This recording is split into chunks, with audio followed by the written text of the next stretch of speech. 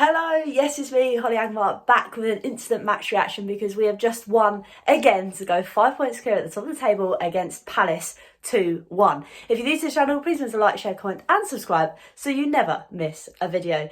Yes people, as you can tell my hair's an absolute mess because towards the end of that game I was pulling my hair out, but we have gone top, or we stay top, after beating Palace away. That's 6 games away now, only 4 at home, and we are still unbeaten. I keep pinching myself, to be honest with you. There was a slight change in the lineup. Obviously, Postecoglou decided to go in with Basuma. Again, maybe a little bit risky considering if he had one more yellow then he'd miss the game against Chelsea, but luckily enough he didn't get one. We also saw that Davies slot in. There was no Adoji anywhere to be seen within the team. That must mean that the muscle strain that he's obviously had, he wasn't fit enough and Postecoglou didn't want to risk him today.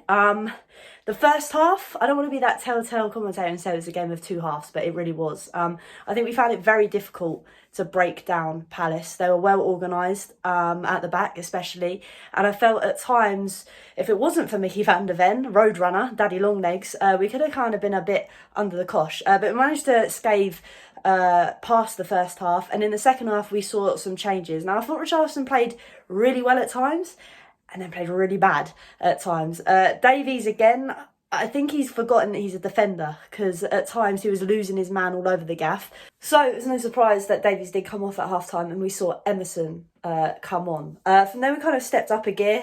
We then later on saw that Richarlison came off and was replaced with the likes of Johnson, and also we saw Højbjerg come in and Basuma off.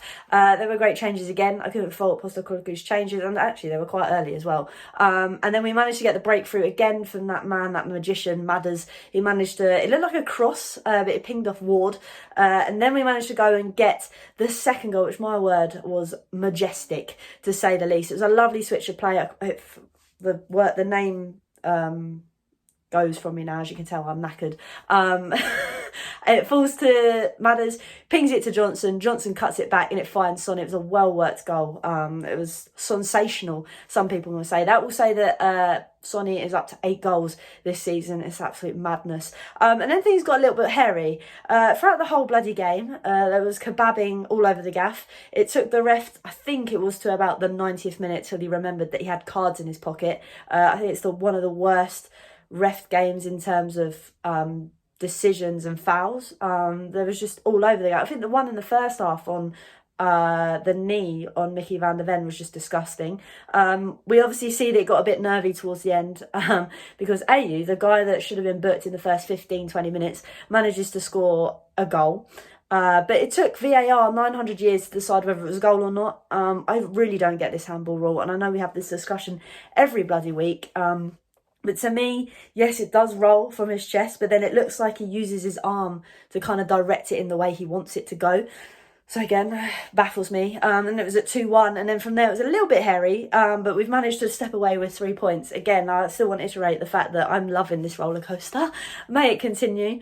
I'm hoping that it goes past the Chelsea game and we manage to get 3 points against Poch, but now we've got a 9-day rest, which is very nice, and it means that our weekends are not ruined.